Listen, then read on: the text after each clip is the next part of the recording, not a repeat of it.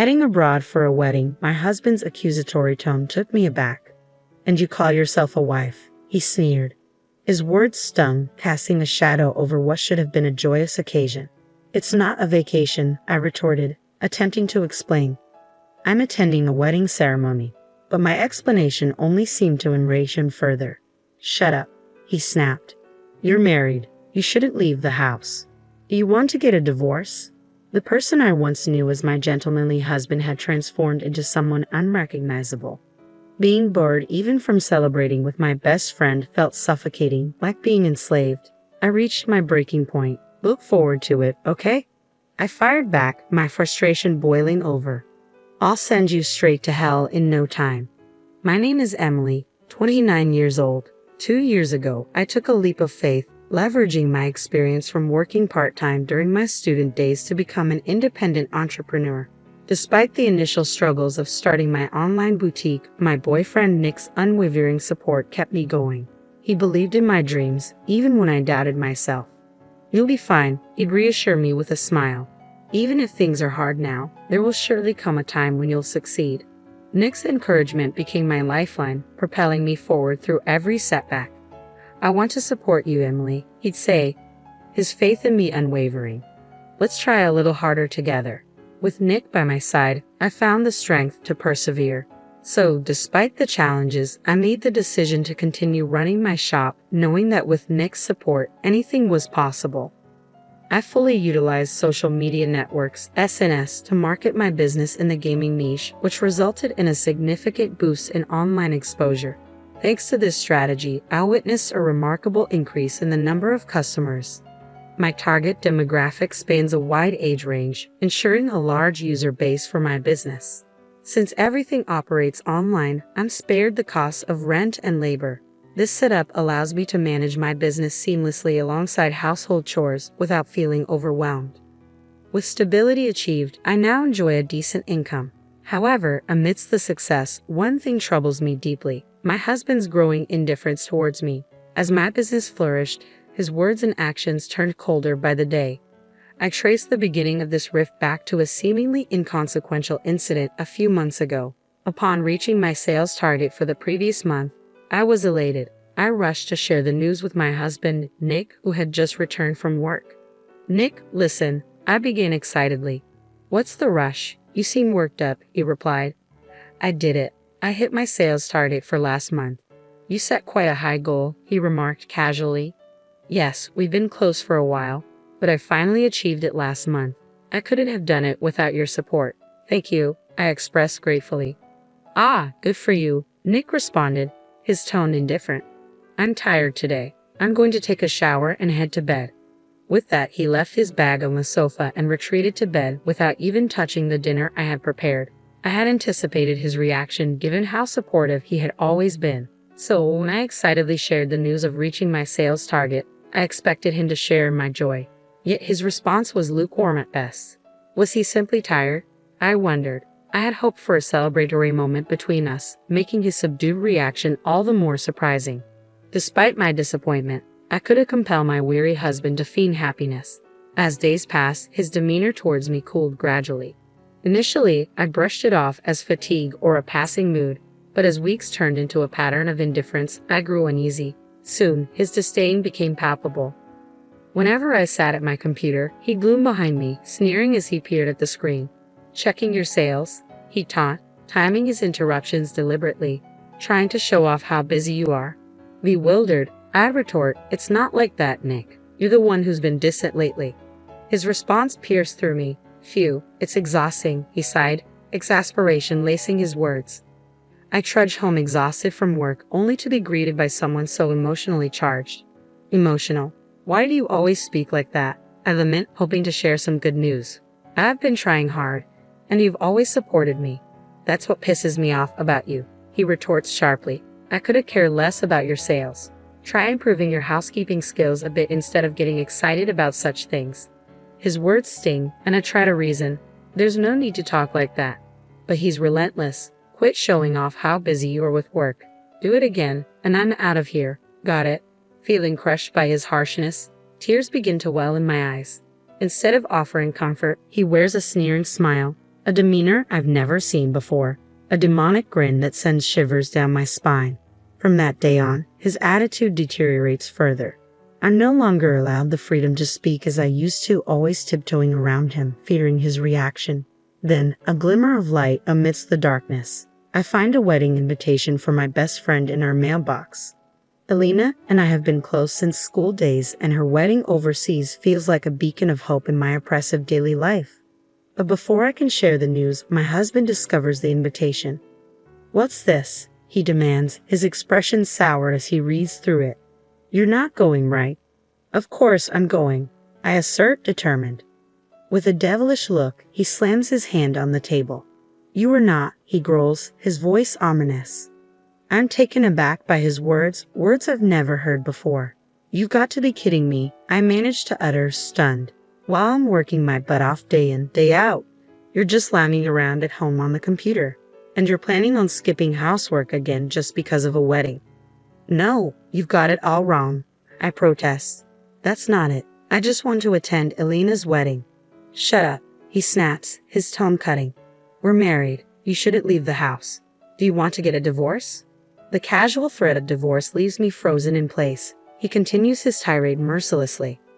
"I feel bad for your best friend too, if you're only using her wedding as an excuse to leave home and not to celebrate her marriage." "What are you saying?" I interject, frustration mounting. "It's my best friend's wedding. I'm attending because I want to celebrate it. Just what's so hard to understand?" "Oh, you're so annoying," he retorts, his voice rising in anger. "Quit being so cocky because your business took off. It's your attitude that ticks me off. When will you get it, huh?" His shouting leaves me trembling, fear gripping me. My legs give way beneath me, and I find myself nearly nose to nose with him. Seemingly amused by my reaction, he continues, "Look, you should be grateful. I married a woman like you. You were lucky your business took off, and it was only because of my support. Now, shut up and just do as I say." With a swift motion, he shoves the wedding invitation into the trash can. In that moment, my blood rushes back into my body, but it's not relief I feel. It's fury. He hadn't just discarded my dear friend's invitation, he had insulted my feelings. I was seething with bitterness. I bit down hard on my lip, realizing the resentment building inside me was unforgivable. Who did he think he was? Just because he despised me didn't grant him the right to control me. I was not his slave. Being his wife did not make me his possession. If my days were to continue like this, I decided I might as well be the one to disrupt it all. I didn't care anymore. I was attending Elena's wedding, no matter what.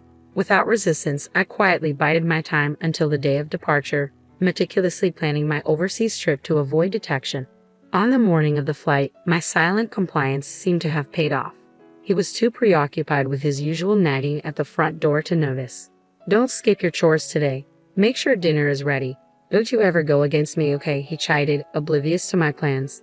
"I know. Have a good day," I replied, masking my frustration. "Phew, you've got it easy, don't you? You get to lounge around at home every day. I wish we could switch places." "Yeah, I was the one who pushed you to have your own line," he retorted. "I wish you were more grateful. Maybe I'll cut back my contribution to the household expenses from next month. It doesn't make sense for me to be the only one struggling." With every muttered grievance, my resolve hardened. Suppressing the urge to argue, I waited until he was out of sight. As soon as he left, I sprang into action. Grabbing the suitcase I had prepared, I called a cab and headed straight for the airport, leaving behind the suffocating confines of home. Upon arrival, Elena greeted me with open arms, but as I reached for my phone, it rang, displaying my husband's name. He must have realized I was gone, and his voice exploded with fury as soon as I answered. "Hey Emily, where are you?" he barked. "Without even having dinner ready?" "I'm at Elena's wedding," I replied firmly. "What wedding?" he sneered. "I told you not to go. You broke your promise," he accuses, his voice sharp with anger. "I never said I wouldn't go. I also don't remember making such a promise," I retort calmly. "Don't mess with me. I've disciplined you over and over not to leave home. You're my wife, after all," he asserts. "Disciplined? What are you talking about? That's just you forcing me to put up with your selfish expectations," I counter, my defiance evident. Perhaps angered by my refusal to yield, he explodes. "That's it. We're getting a divorce. Look, if you don't want that, come back home now. Got it?" Without waiting for my response, he abruptly ends the call. But his ultimatum doesn't sway me. My mind is already made up. After my best friend's wedding, I spend a day sightseeing before returning home. I plan to have a talk with my husband, but he's nowhere to be found. Instead, I find divorce papers on the table, already signed. And that's not all. My work computer lies in ruins, smashed to pieces. It's a deliberate statement, a final act of retaliation, but there's no love left between us. I signed the divorce papers without hesitation, packing my things into my suitcase once again. With the papers in hand, I head to my parents' house. En route, I stop by the city hall and submit the divorce papers, sealing the end of our marriage. When I reached my parents' house, I laid out the whole ordeal for them. Initially surprised, their expressions hardened as they listened. If Nick had been there, my father would have surely taken action.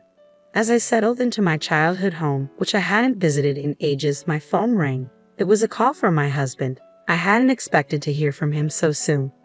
Without hesitation, I answered, "Hello. It's been a while, Emily. You're back in the country, huh?" he remarked casually. "I got back today." "So what?" I replied tersely. "You're cold, huh? Oh, maybe you're shocked that I filed for divorce, huh?" he continued, his tone condescending even over the phone. "Relax, I'm not serious either. I just wanted you to reflect on yourself, so I gave you a little scare." "Reflect on myself? What for?" I retorted. "You went abroad without my permission and had the time of your life," he accused. "Attending Elena's wedding doesn't justify it." "So you're persistent. That's what you mean by having the time of your life? Leaving your husband behind? Abandoning your housework, and going on an overseas trip? You're disqualified as a wife, you little chicken," he taunted. "Enough already. Who do you think you are? Just because we're married, just because you're my husband, you think you have the right to control everything." I shot back, my frustration boiling over. "I've had enough, Emily." "Enough is enough," he'd exploded, his frustration palpable. "In the end, you just can't stand that I'm successful at work, right? You don't like having a wife who earns more than you. You're such a deadbeat. It's pathetic to be jealous of your own wife. If it bothers you so much, go ahead and make more than I do." "Emily, did you just say that? I'm seriously gonna break up with you," he threatened. "Go ahead. In fact, we're already divorced." I fired back, my voice unwavering. "What? I filed for divorce. There's no way I can continue being married to a piece of trash like you. Just so you know, if you think you can break me with such threats, you've got it wrong. I'm not gonna let you manipulate me. Don't ever show me that disgusting face of yours again, you jerk." He fell silent, evidently shocked by my harsh words. I seized the opportunity to end the call with a firm goodbye before hanging up. Afterwards, I hired a lawyer and billed him for the desktop he destroyed. Moreover, the text and voicemail messages came in handy. His attempts to control my actions and his constant verbal abuse were proven, allowing me to collect damages. As a result, his savings dwindled and he was left in debt. His parents refused to help him, saying it was his own doing, and he ended up having to borrow money from loan sharks. Now, he's stuck in a vicious cycle of borrowing to pay off debt, wandering in his own hell. He was never a high flyer, and I heard that he made mistake after mistake at work, eventually being sidelined. On the other hand, I've been living at my parents' home since the divorce. Thankfully, my current job doesn't tie me to a particular location. I can continue my peaceful life at home, and my parents are happy to have me stay with them. This lifestyle will likely continue for a while. Marriage isn't the only way to happiness. The most important thing is to have a family that cares for you. I've come to realize this once again.